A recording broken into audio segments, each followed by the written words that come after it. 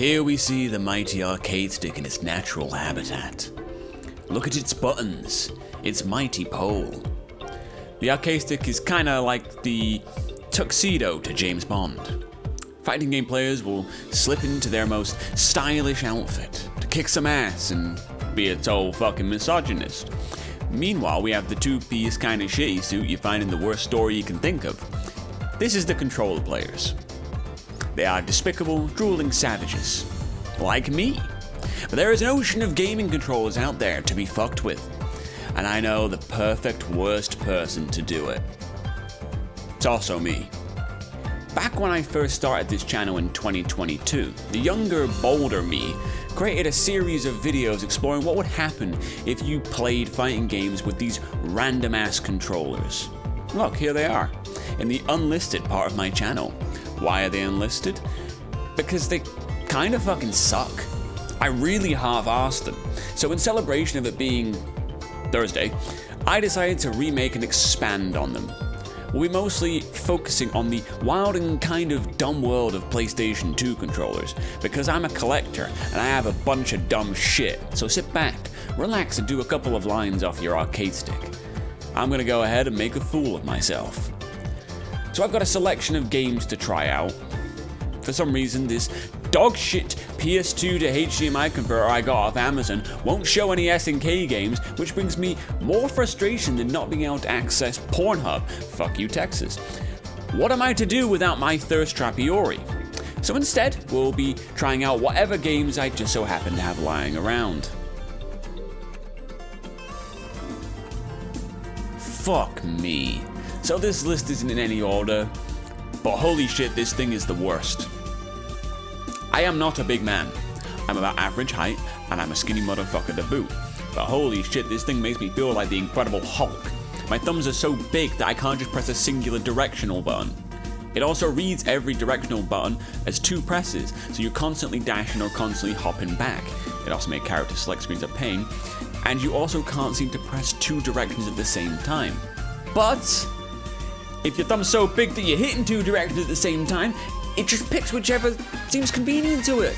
So movement in this game is fucking terrible, and it's Capcom vs SNK 2.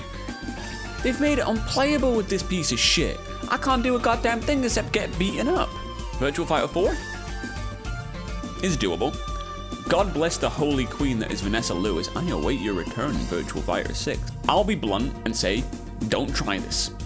Not even for a challenge. A better spending of your time would be trying to count every single pixel on screen in an SNK game, characters and stages. Which I cannot play, because of that piece of shit fucking HDMI converter. Right, this is where the fun begins. So I got hold of this cheap ass wheel and pedals. My logic with this one is that I'd hopefully be able to do Hadouken motions by turning the wheel. No such luck. Turn the wheel doesn't even do shit. At least in the actual fighting games. In the fucking Galaga game at the start of Tekken 5, it works perfectly. That was great. In the games, it doesn't do a goddamn thing. Anyway, so the face buttons are located on the top left and top right of the wheel. The bumpers are hidden on the back. The pedals also function as X and circle, I think. The gear shift is R1 and L1. With this in mind, I dove into Guilty Gear XX Accent Core Plus and I got fucked by Chip. This has proven to be one of the most humiliating moments of my life, and I have stayed up countless nights debating whether to put this in the video. Do I accidentally want to inspire more people to play as Chip? God, no. But do I want to warn people of his victory over my trusted steering wheel? Even less so. Nevertheless, we fight for truth, justice, and being killed by women on this channel. We do have a small D-pad located on the top left of the wheel, so I try my best to use that to defend myself. But unfortunately, I have big thumbs, so I can't do a goddamn fucking thing with this goddamn weird piece of shit. So I gave up and moved on to Tekken 5 where, well damn, this actually worked pretty well. I got me a couple of wins and even pulled off a combo or 2 with my feet. I feel like there may be some strange individuals out there who may pay a high price for this. In summary, if you can get a decent wheel with a better D-pad, you'll probably be able to pull off some stuff with this, especially if you actually know how to fucking drive. You know, I picked this out for a very specific reason. I sometimes wonder what I'd do if I lost a hand or an arm. How would I still play fighting games? It's like an intrusive thought that's gone too far. I kind of drawn up some schematics a little bit. This was a little test before I try and patent that shit. And since I'll be playing one-handed, I've decided the best game to play is Dead or Alive. All the buttons are located at the top of the controller, meaning I'll be playing with just the tip. There's only 4 and a really shit D-pad. I imagine D-pads on actual planes are way better. So with Dead or Alive 2, the goddamn game doesn't use analog sticks apparently, so I was forced to use that dogshit D-pad. Luckily it's a 3-button game, so I could spam out some real basic shit. It's doable, but it's weird using a trigger to kick a fool. I'm honestly just happy I didn't accidentally map the guard button to it. A couple of wins, not too bad. Let's see how I do in Street Fighter Alpha 3. And holy fuck, for the first time with these controllers, I managed to pull off a Hadouken. And a Shoryuken. It damn near snapped my fucking wrist doing so, but shit, it's the little victories in life, ain't it?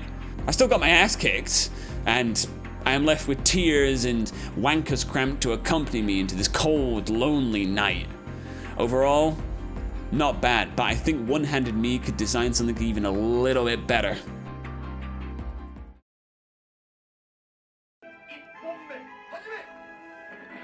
Nope. And so, we return to where we started. This whole thing actually kicked off because I threw a video of me playing Tekken with the Guitar Hero controller up on Instagram, and we just kind of failed upwards from there. Anyway, my first big hurdle was figuring out which fucking button did what.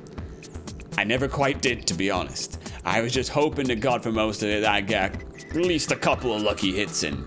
In Tekken, the punches and kicks were separated between buttons, so I had to learn a little finger dexterity there. My butthole was very fucking happy with that one. Back on topic, in Tekken it works wonderfully, except you're always moving right. In life, it's often best to take on obstacles head on, challenge yourself, and beat the fuck out of people in front of a school. In front of the children, too. So yeah, Tekken works fine. I'd be goddamned if I didn't try this with Guilty Gear though, which for some reason constantly has you moving backwards. What the fuck? So I pick Ino because of course, and then I realize I can't gain any meter because I'm always running away from the opponent. I also learned that I've been playing Guilty Gear wrong for years because this is the easiest win I've ever gone. I'm not being funny, but I ended up just spamming the mic stand flip and throwing the opponent. I guess constantly moving in the wrong direction makes for instant throws, which is pretty great, if not incredibly fucking cheap, but hell, you see my boss fight videos, this is how we live, bros. It's kind of fun to try, but I would not recommend bringing this to a tournament. It's not gonna work out for you, buddy. Okay, so hear me out, it worked. On 3D games anyway, it seems like all the controllers do well in 3D games, probably due to the lack of motion inputs, but holy shit, it fucking worked, yo. This is fucking great. So yeah, Tekken works pretty much fine.